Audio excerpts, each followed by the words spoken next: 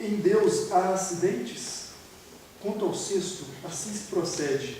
Parece que em Deus há acidentes. Com efeito, disse no livro 1 da Física, uma substância não é acidente de outra. Portanto, o que é acidente em um sujeito não pode ser substância em outro. E assim se prova que o calor não é a forma substancial do fogo, pois ele é acidente em outros.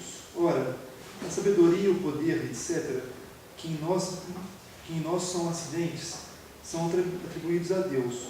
Logo, em Deus também são acidentes. Ademais, em todo gênero há um primeiro. Ora, muitos são os gêneros de acidentes.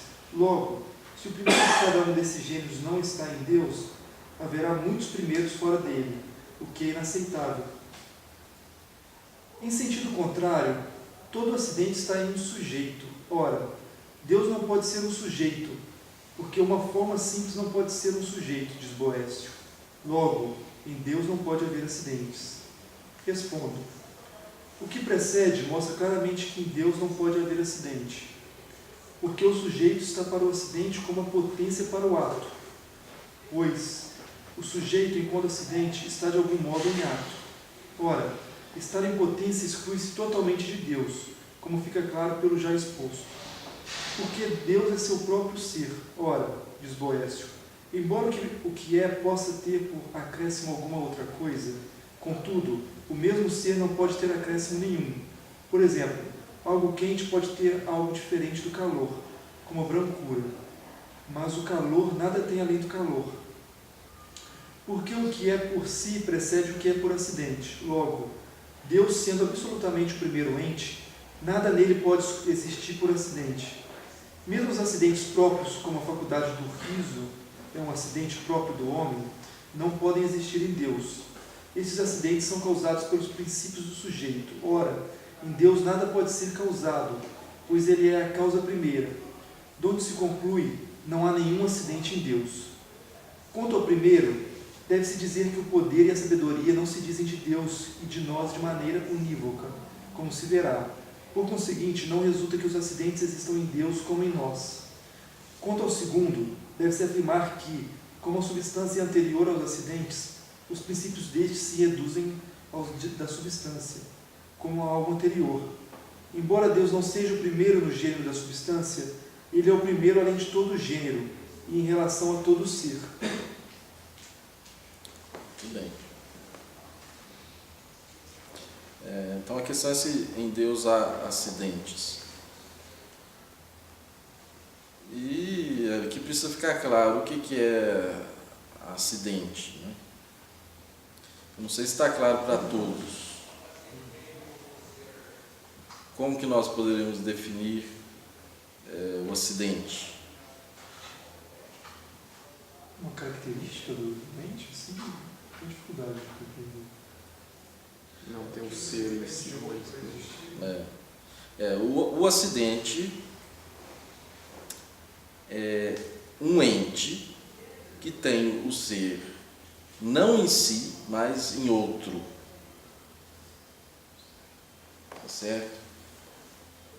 Como a brancura não tem o ser em si mesma, não existe a brancura como tal, mas ela existe em outro, seja na mesa, seja no homem, etc.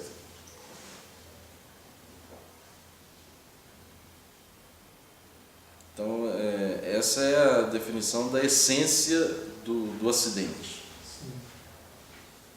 Então, como ele diz aqui, a sabedoria e o poder são acidentes. Assim. Sim, são acidentes. Porque sabedoria não existe aqui, pelo menos entre os seres aqui criados com os quais nós lidamos, não existe a sabedoria. A sabedoria sempre é a sabedoria do João, do Pedro, da Maria, sempre existe em outro.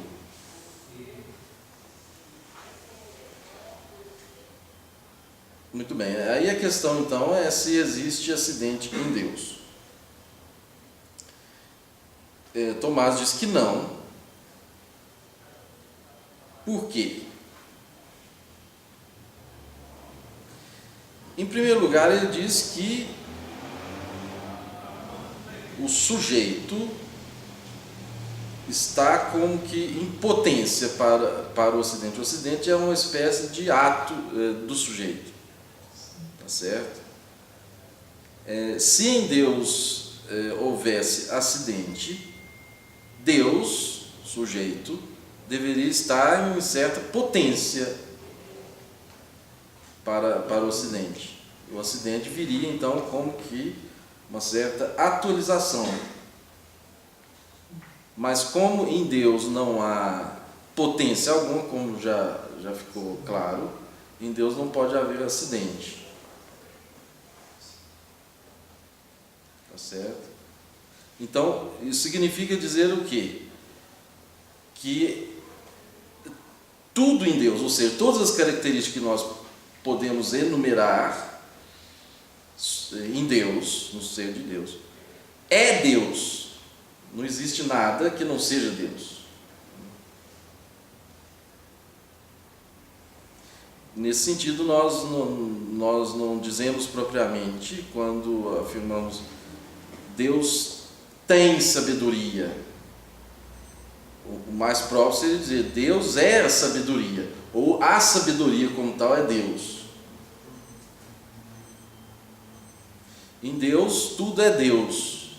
Não existe nada nele que não seja Deus. Agora, no homem pode existir alguma coisa que esteja no homem, mas que não seja do homem. Tá certo?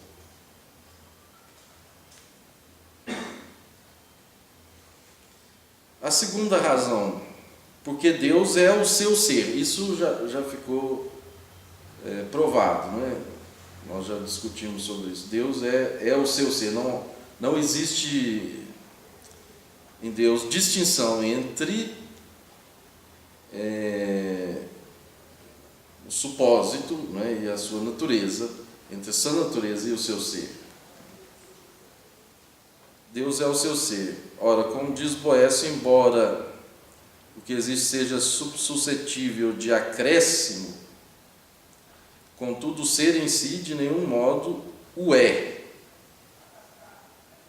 Assim, um corpo cálido pode ter algo de estranha calidez, uma brancura, mas no calor mesmo nada mais há além dele próprio.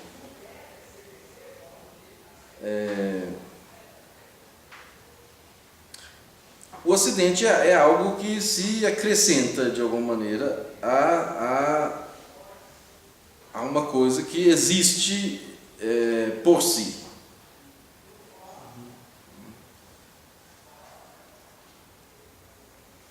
Agora, em Deus nada pode ser acrescentado, porque Ele é o seu próprio ser. Tá certo? Ou seja, em Deus há uma identificação total do sujeito com tudo aquilo que ele possui. Quer dizer, ele propriamente não possui, ele é tudo aquilo que a gente pensa, não é? Assim, analogicamente, a gente pensa que ele possui. Ele é tudo aquilo. Então nada se acrescenta a ele.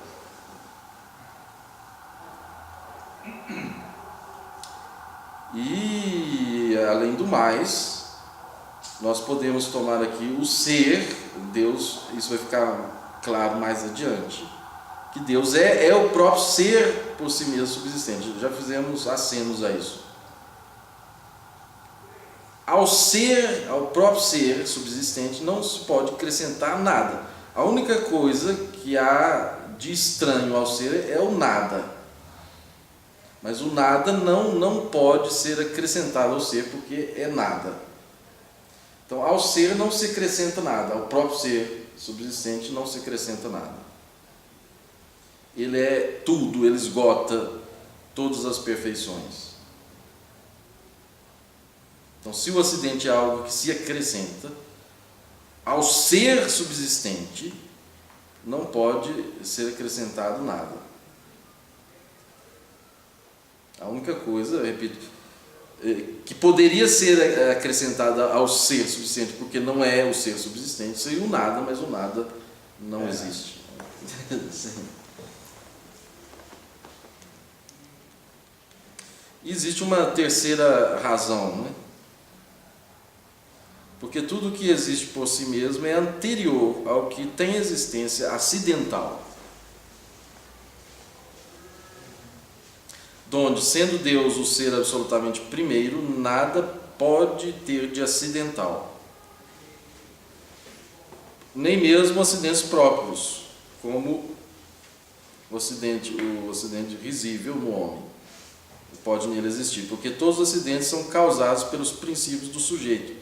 E em Deus, causa primeira, nada pode ser causado, de onde se conclui que em Deus não há nenhum acidente. O acidente ele é posterior ao sujeito, ao menos logicamente. Mas em Deus, nós não podemos pensar nada posterior em Deus, porque nele tudo é primeiro, né? Nem logicamente. Tá certo? Tudo em Deus é primeiro. E isso exclui de si a possibilidade de haver acidente nele.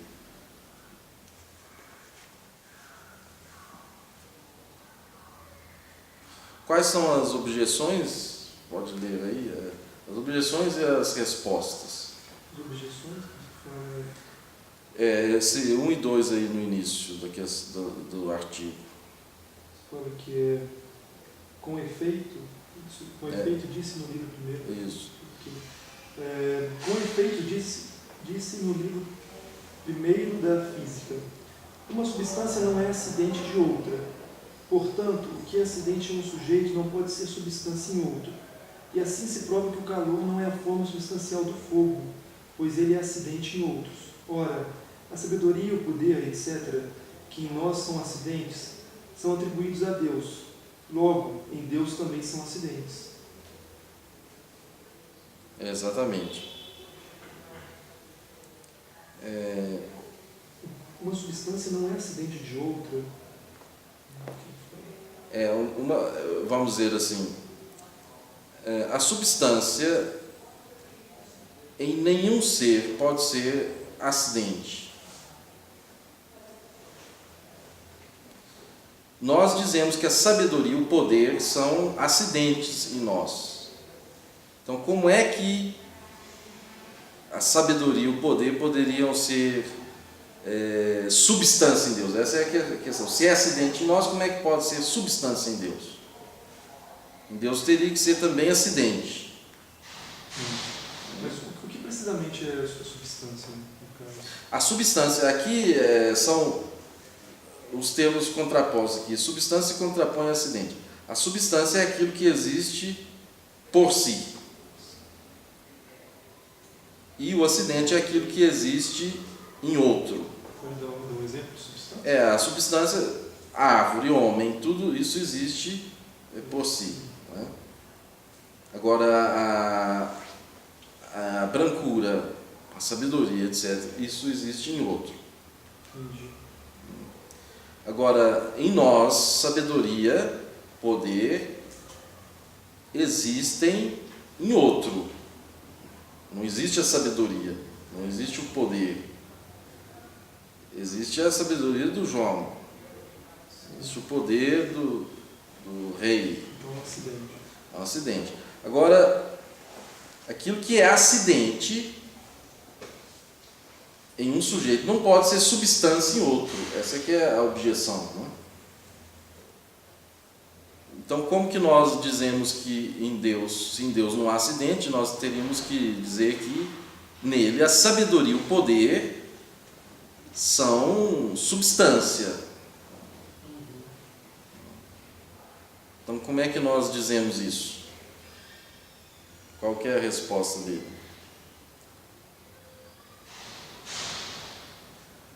Fala assim, quanto ao primeiro, deve-se dizer que o poder e a sabedoria não se dizem de Deus e de nós de maneira unívoca, como se verá. Por conseguinte, não resulta que os acidentes existam em Deus como em nós. Como em nós. Quer dizer, aquilo que nós chamamos de sabedoria, ou de poder, em nós e em Deus não são a mesma coisa. Existe uma semelhança, mas existe também uma dissemelhança. Isso, ele diz, vai ficar mais claro em seguida, né? Nós vamos ter que aguardar. Mas o princípio aqui da resposta é esse. Não, quando nós falamos de sabedoria, então, nas criaturas é uma coisa, é acidente. Em Deus é outra coisa, nós vamos ver, e em Deus não vai ser acidente. Não pode ser acidente. Só em relação a esse exemplo aqui, que ele cita aqui, e assim se prova que o calor não é a forma substancial do fogo, pois ele é acidente em outros. Então, no caso, o calor seria um acidente do fogo? Segundo o raciocínio de Tomás, sim. Porque o calor, ele é acidente em muitas coisas que não são fogo. Sim. Ele está no fogo também como acidente. Essa é a linha de raciocínio dele. O calor não é a essência do fogo. Até porque não pode ser também a essência. Isso está de acordo com a física atual, vamos dizer assim. Não pode ser a essência, porque o calor depende daquele que sente. Tem coisas que não sente calor. Então, certo. O fogo tem uma certa propriedade. Para alguns seres sensíveis ao calor, ele é calor. Né? Para outros que não são sensíveis, não é calor. São luzes. Sim. Muito bem. Mas, por exemplo, se você pegar a água e ela no estado sólido, o gelo, seria uma forma substancial da água? Isso que eu estou pensando aqui. Não, vamos dizer, a substância da água não seria o quente, nem o frio, nem o gelado. Certo? São acidentes.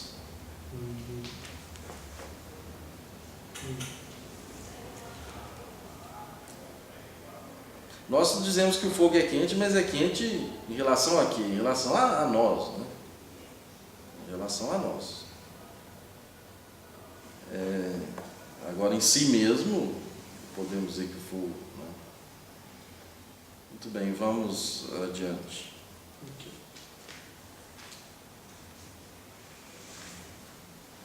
Agora é a segunda objeção, né? E a segunda resposta. Quer que eu leia primeiro? Sim.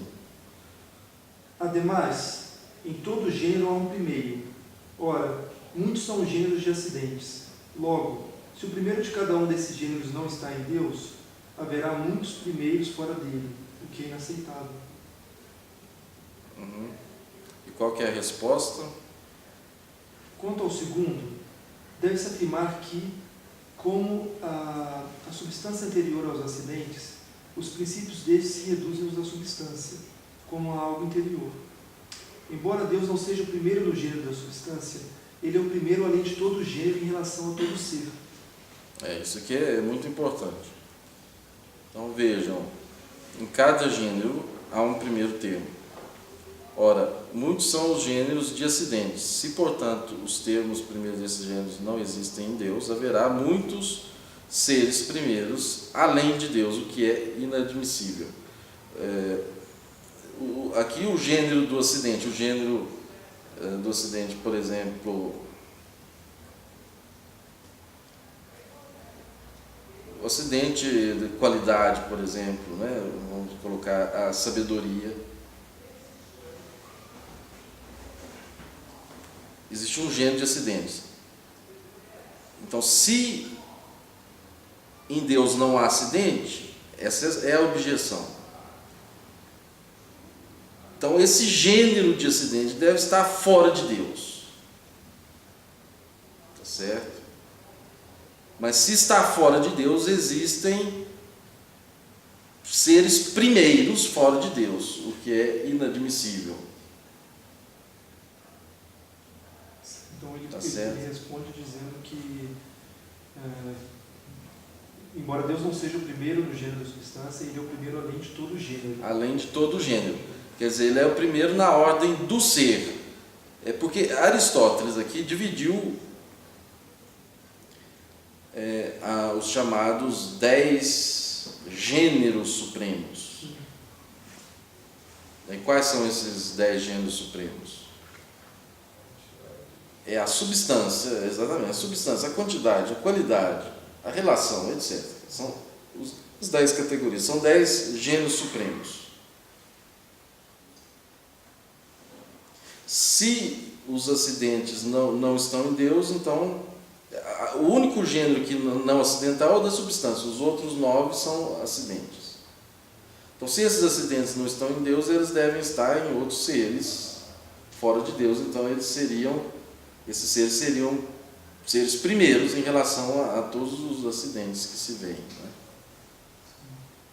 né? Agora,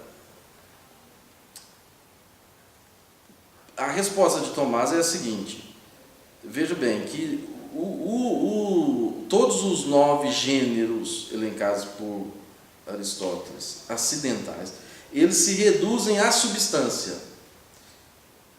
Então, eles dependem da substância, eles não estão fora da substância. Eles encontram a sua razão de ser nos princípios mesmo da substância. Assim como o risível encontra a sua razão de ser no princípio da substância homem. Então, se isso é assim, em relação aos acidentes e à substância, com muito mais razão nós podemos dizer que em Deus há uma unificação total, porque Ele está para além até da substância.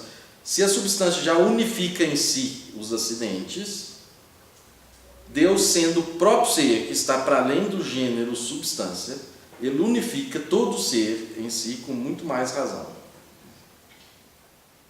Certo? Agora, quem que elabora essas objeções? Essas objeções Tomás encontrava, vamos dizer, a partir das suas leituras, das suas disputas. Ele próprio elabora. Ele próprio elabora, sim. Tem uma tradição que fala que também eram os alunos, né? As perguntas que os alunos faziam.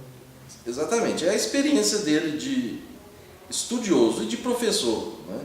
Ele foi recolhendo a partir da sua experiência, foi recolhendo as objeções, mas aí na suma ele é que pensa as objeções, elabora, né? Coloca, responde. Sim. Posso ler também tem uma nota de rodapé sobre essa Sim, parte? sim. Acho que vale a pena. Aí ele fala assim: por trás dessa resposta encontra-se a perspectiva aristotélica na qual o ser se realiza primeiramente e de todo modo absoluto na substância, secundária e relativamente nos acidentes. Não há, portanto, como pretende o objetante, um primeiro em cada gênero de acidente, mas a respeito de todos os gêneros de ser, a substância é primeira e princípio. Mas que substância? Aquela que é infinitamente substância e que, por isso mesmo, transcende o próprio gênero de substância. Deus. Transcende o próprio gênero de substância. Deus. Apreende-se assim, na prática, a superação de Aristóteles efetuada por São Tomás. Exatamente. Para Aristóteles, o discurso filosófico parava aí nos 10 gêneros. E como notou muito bem a nota, esses 10 gêneros encontram a sua unificação na substância. Quer dizer, os 9 acidentes, os 9 gêneros de acidente, todos eles são reportáveis à substância, que é o único ser que existe em si, por si. Tá certo? Mas como Tomás vai além de Aristóteles e faz ver que existe uma realidade e que está para além do gênero substância, que a gente poderia chamar de supersubstância, ou o próprio ser subsistente, né? Tudo está ali unificado de modo mais excelente. Nesse sentido, ele supera Aristóteles, e aqui nós podemos dizer, existe aqui, se mostra claramente o elemento platônico na obra de Santo Tomás. Para Aristóteles seria impossível dizer que existe o ser subsistente. Para Aristóteles o ser era uma abstração. Para Aristóteles o ser concretamente ele existe ou como substância ou como acidente na substância. Mas as substâncias são diversas. Agora, o próprio ser subsistente, isso é platônico. Não? Tá certo? E Santo Tomás faz ver que deve existir esse ser puro, o próprio ser subsistente, que estaria para além, o ser subsistente estaria para além da categoria da substância.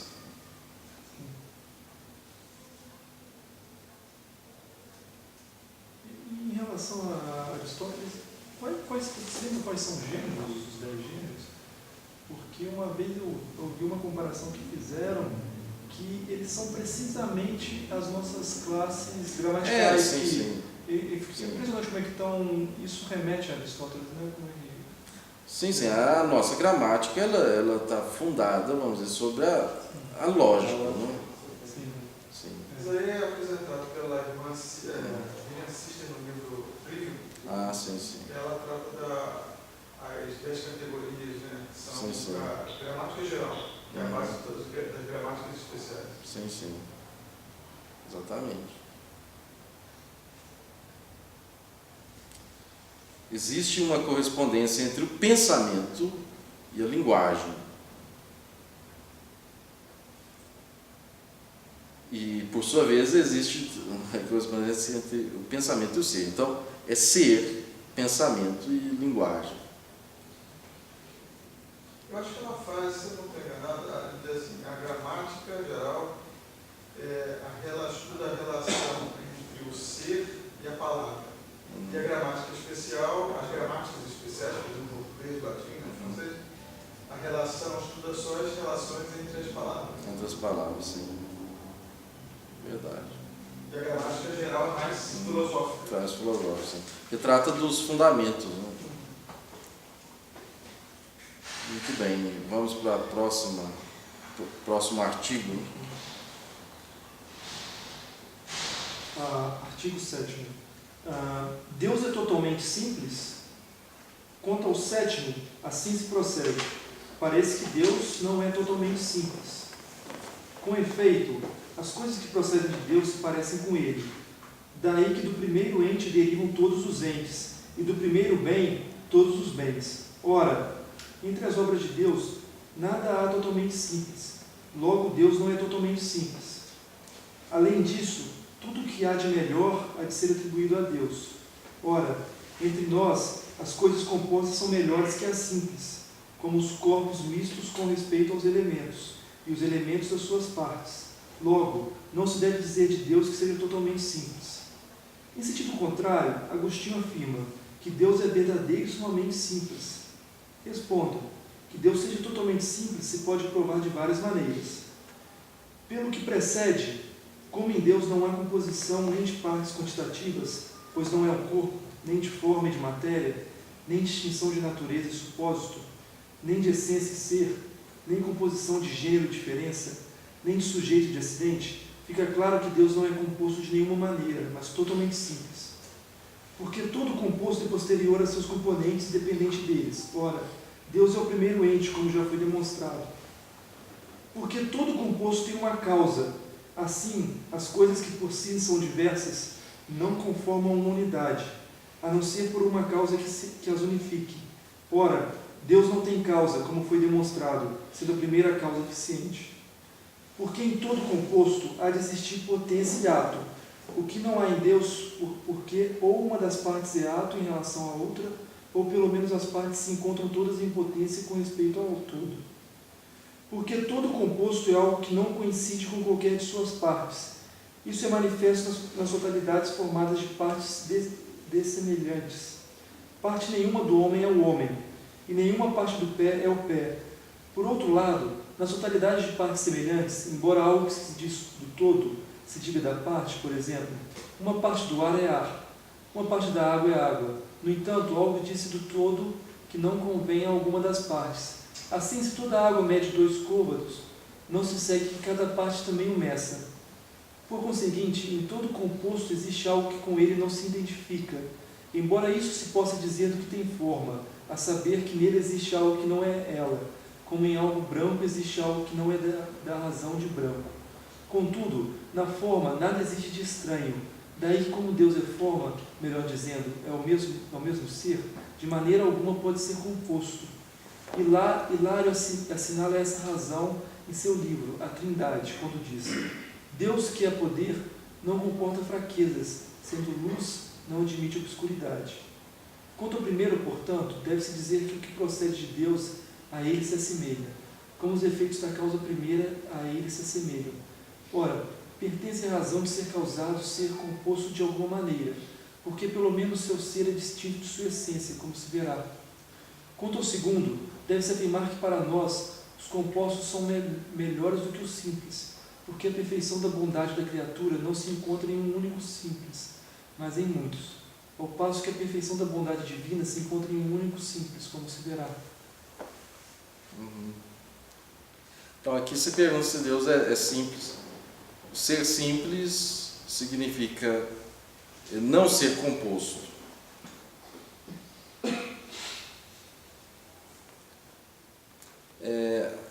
A primeira razão está clara, ele percorre todo o caminho que nós já fizemos. Em Deus não há composição de partes quantitativas porque ele não é corpo. Nós vimos que Deus não pode ser corpo. Não há composição de forma e de matéria, nós vimos também. Não há diferença em Deus entre a sua natureza e o seu suposto, o suppositum, né?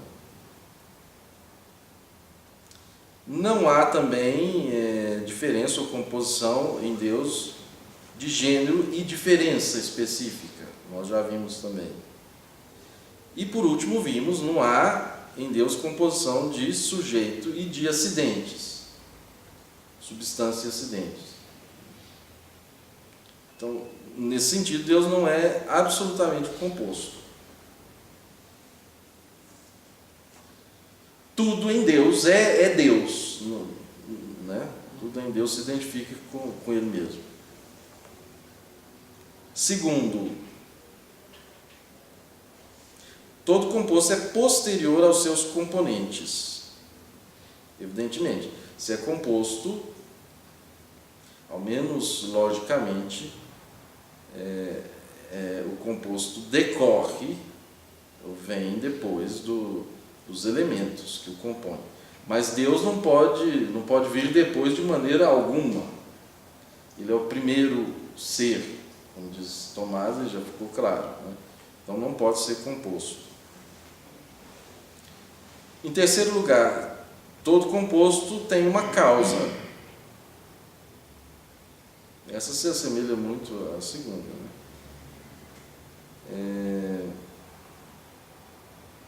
Ora, Deus não tem causa, porque Ele é a causa eficiente primeira.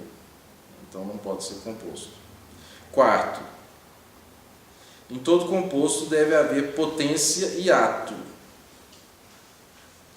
Quer dizer, o composto ele é um certo ato,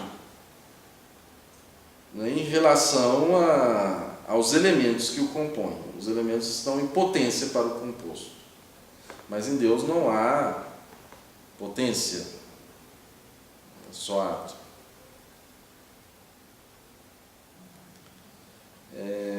Quinto,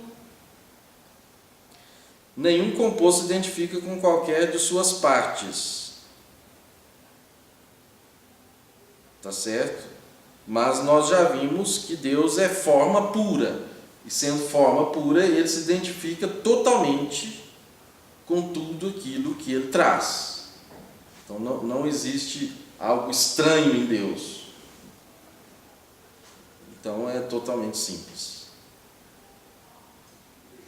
Aqui a linguagem exige um nível de abstração, né, exercício mental grande. Mas não é difícil de captar, né? E se alguém... Sim. Agora, se alguém está tendo alguma dificuldade ainda, tem de falar, né? Nós estamos aqui para isso. O linguajar tem que ser abstrato porque lidamos com coisas abstratas, mas quem ainda não está acostumado à abstração, a gente tem que fazer um esforço para conduzir a pessoa até lá. O importante é não deixar passar. Tá tranquilo? Só tentando terminar o raciocínio. Sim. Que como eu estou lendo em voz alta, às vezes eu não consigo fazer. Sim. Ele usa o mesmo termo para termos diferentes para as mesmas questões, como o acidente e o acidente seria qual outra palavra que ele usou agora? Que não a substância, né? Acidente, exatamente. Nós temos aqui substância e acidente, são dois pares, ou sujeito e acidente. Tá certo? O sujeito é aquilo que existe em si, por si, e a substância é aquilo que existe em outro, quer dizer, existe no sujeito. O suposto é o que mesmo? O suposto é o sujeito enquanto portador dos acidentes, o sujeito individual que traz em si os acidentes. O suposto, tudo é suposto, tudo que é individual é suposto, tá certo? Essa cadeira aqui é um suposto, ela tem a essência de cadeira e tem os acidentes aqui. Quando o suposto é racional, nós dizemos que é pessoa.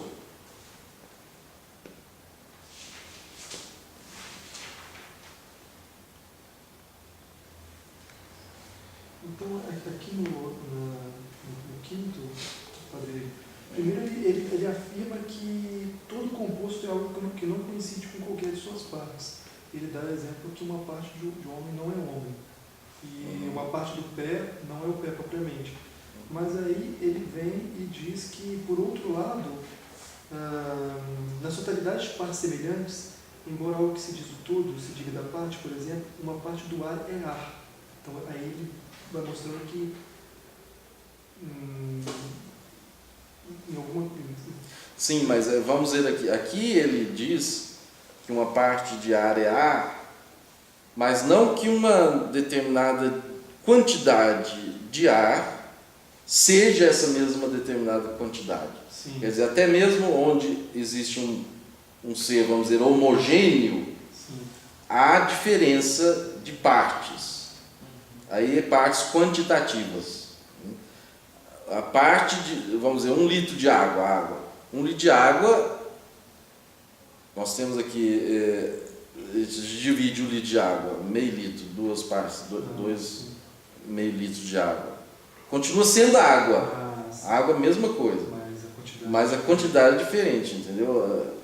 1 litro não se identifica com uma parte só, meio litro no caso. Então, por exemplo, no início ele demonstra que é bastante óbvio que uma Sim. parte do pé não seja pé, uma parte do homem não seja homem, mas aí depois ele mostra que aparentemente, no caso de água e ar, a gente tem a impressão que seja a mesma coisa, mas não é. Que a quantidade não é a mesma. Agora, em Deus, que Ele é forma pura, não há nada nele que seja estranho, aí tudo se identifica com Ele. Então, não existe uma parte em Deus, né? Não existe algo estranho. Não, isso já ficou claro também, né? Em Deus, Deus é a sua própria deidade. Qualquer coisa que o compusesse seria anterior. Sim. E é impossível. Sim. Se Deus fosse divisível. A questão da forma, Deus é forma. Sim. Cara, Deus não é visível. a forma é a essência? É, exatamente.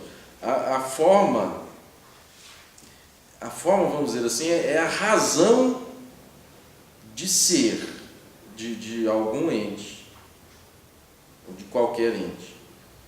Então, aqui, qual que é a forma dessa cadeira? É aquilo que faz a cadeira ser cadeira. Eu posso imaginar, isso não é imaginável, isso é inteligível. É a cadeiridade. A forma é a cadeiridade. Sim, a forma é a cadeiridade. Agora, nos seres aqui que nós conhecemos, que são os seres sensíveis, a forma não existe separada da matéria. A forma é sempre uma forma encarnada, vamos dizer assim, numa matéria. Tá certo? Então é uma forma que traz acidentes, não é? É uma forma individualizada pela matéria. Segundo Santo Tomás, a forma dessa cadeira e daquela ali é a mesma, a forma, a razão de ser. A cadeiridade é a mesma, mas a matéria assinalada pela quantidade, ele diz, faz essa cadeira aqui ser um indivíduo distinto daquela outra cadeira, embora tenham a mesma forma. Então, o princípio da individualização é a matéria assinalada pela quantidade. E entre os seres sensíveis, repito, nós só temos assim indivíduos individualizados pela matéria. Platão imaginava que existisse uma forma separada da cadeira, no mundo à parte. Aristóteles discordou disso, Tomás também discordou. Aristóteles, já no livro da Metafísica, mostra as razões pelas quais não se pode admitir uma forma separada. Agora,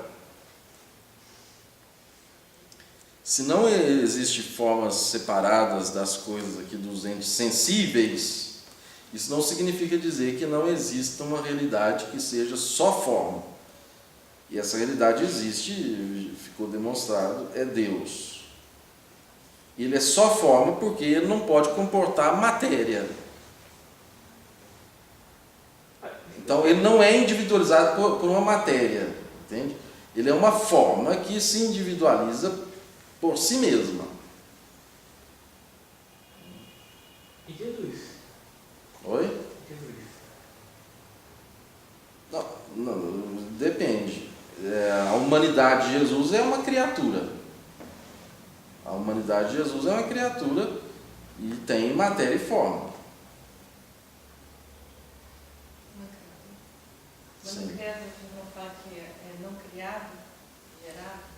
Não, a humanidade é uma criatura. Agora, Jesus, enquanto o Verbo de Deus, é Deus. Agora, em Jesus nós temos a união de uma natureza divina e de uma natureza humana. A divina é incriada, gerada, mas não criada. E a natureza humana é criada, nasceu de Maria.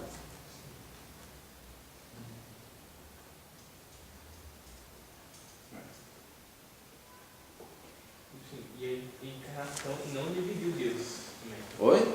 A encarnação dele. Não, a união, vamos dizer assim, da natureza divina com a natureza humana é uma união em que não se dá nenhuma confusão, as naturezas continuam distintas, certo?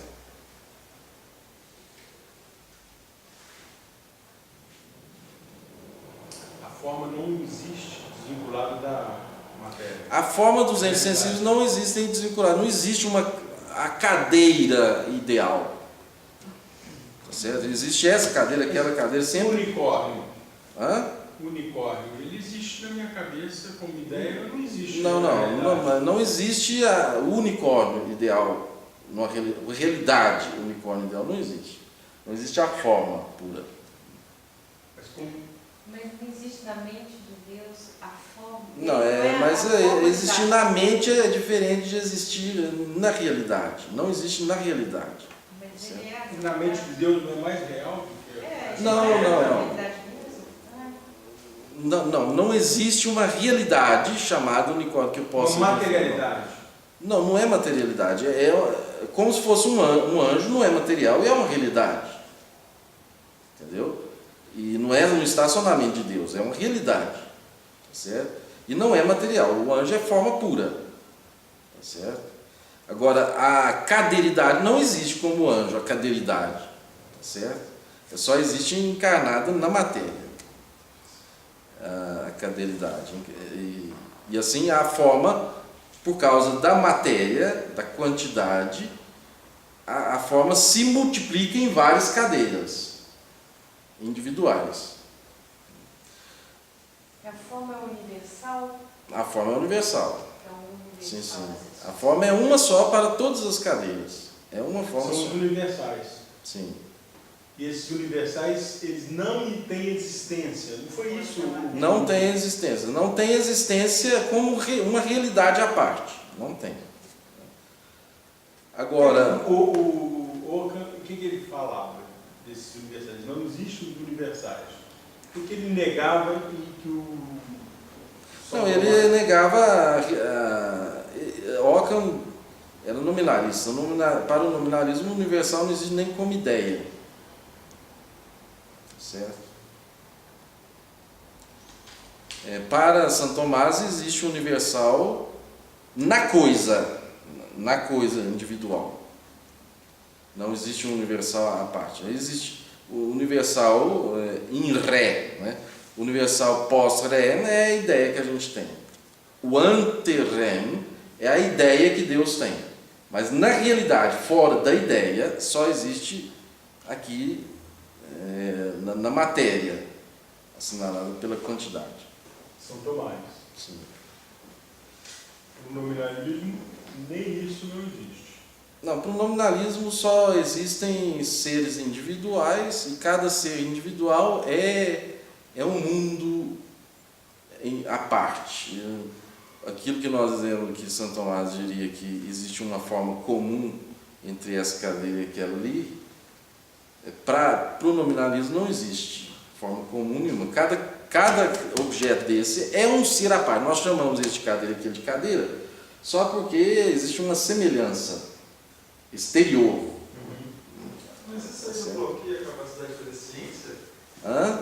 Sim, claro, bloqueio. Sim. Então não existiria ciência para os jornalistas? Para os nominalistas, vamos dizer assim, a ciência ela passa a depender não das essências, mas aí que vai gerar toda a ciência moderna, mas só daqueles caracteres, vamos dizer, mais exteriores, acidentes, que a quantidade, a qualidade, etc., a relação, né? A essência mesmo vai ficar de fora. Por isso, então, ele desenvolve no positivismo. Sim.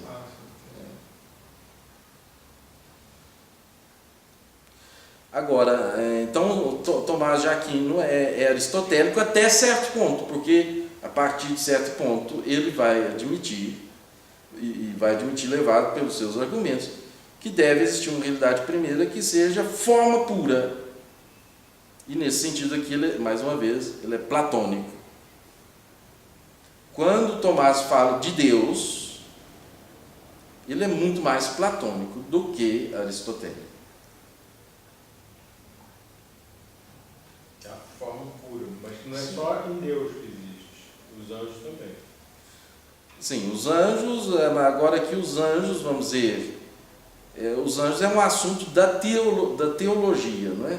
Eles não têm essa ideia? A filosofia não tem acesso à existência, nós sabemos dos anjos pela teologia só.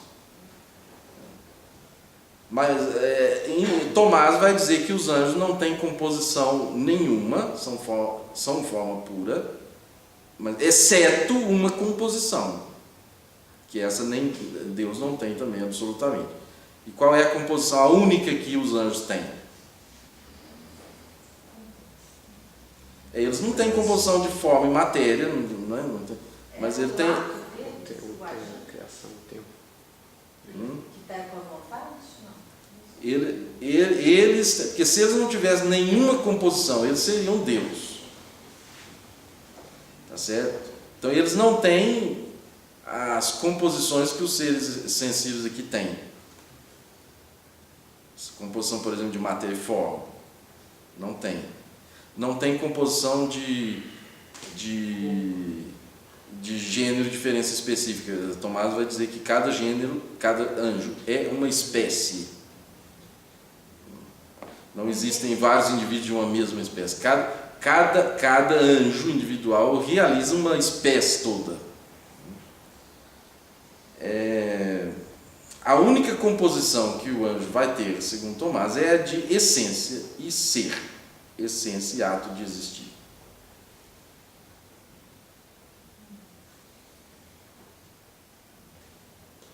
Essa é a única. Ele não tem um ato de existir nele mesmo. Exatamente, não tem o existir em si mesmo. Mas Deus não poderia agir de maneira diferente do bem. E, no entanto, o anjo pode. Isso também é acidental? Não. Vamos dizer, por causa da criaturalidade de Deus, o ser do anjo, o sujeito do anjo, não coincide totalmente com o seu ser. Então é possível, vamos dizer, é possível que o anjo tenha gozado de um livre-arbítrio que hoje não goza mais. Tá certo? Não goza mais no sentido de que os anjos que estão na visão de Deus não podem não escolher senão Deus. A mesma coisa com a gente depois da morte. Sim. E é a mesma coisa se a gente tivesse Deus aqui diante dos nossos olhos, vamos dizer, nós não poderíamos não escolher senão Deus. Claro que o sumo bem nos arrastaria inevitavelmente. Nós só podemos escolher outra coisa que não Deus porque não vemos a Deus diretamente. Então, o Lúcifer, ele não viu Deus diretamente, até ter feito a escolha dele. Exatamente.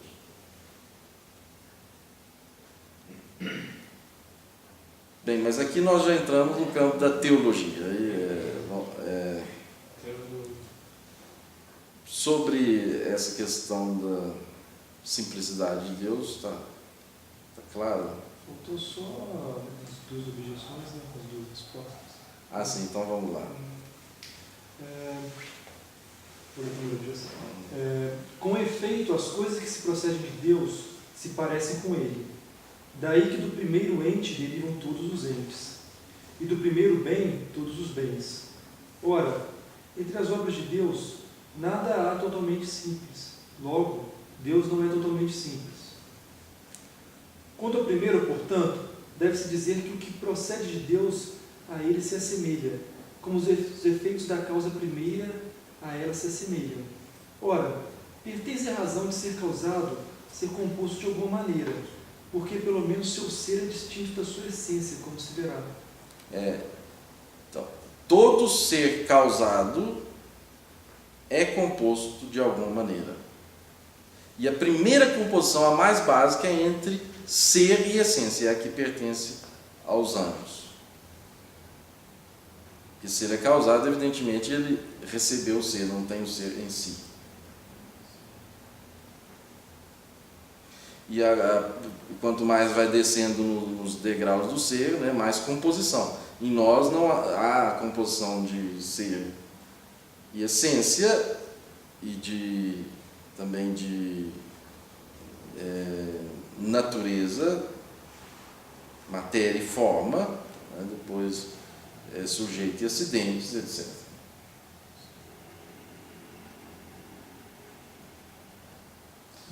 Vamos lá.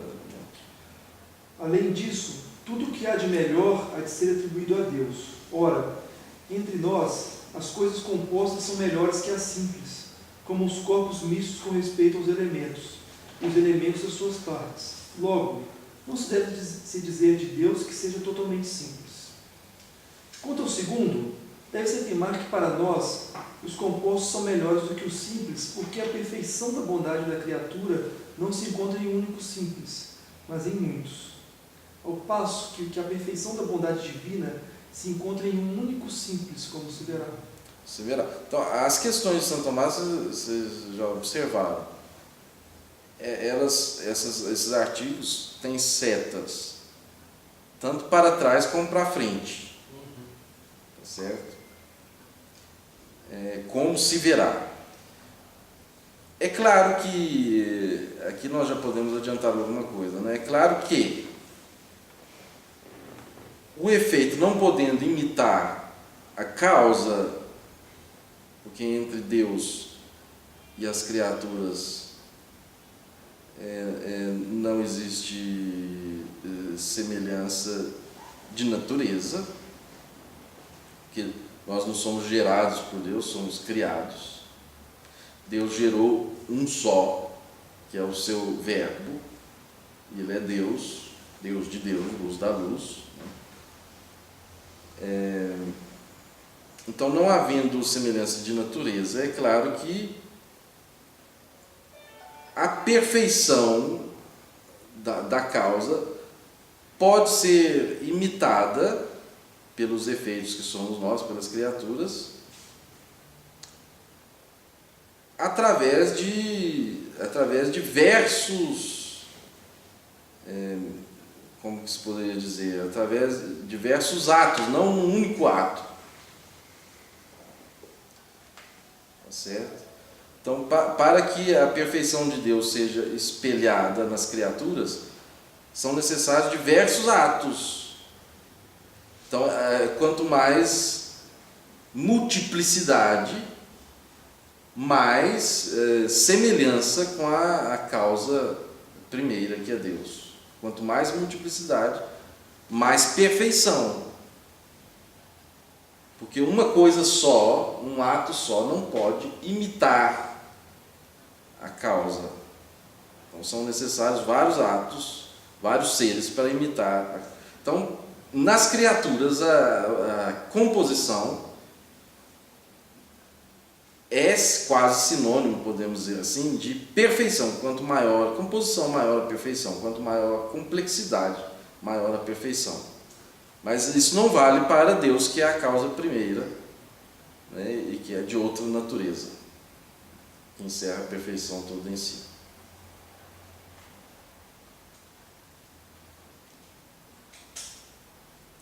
Muito bem, vamos fazer uma pausa, hein? Eu acho que será que vai dar tempo de um artigo? Vamos parar 5 minutos, né? 5 minutos, sim.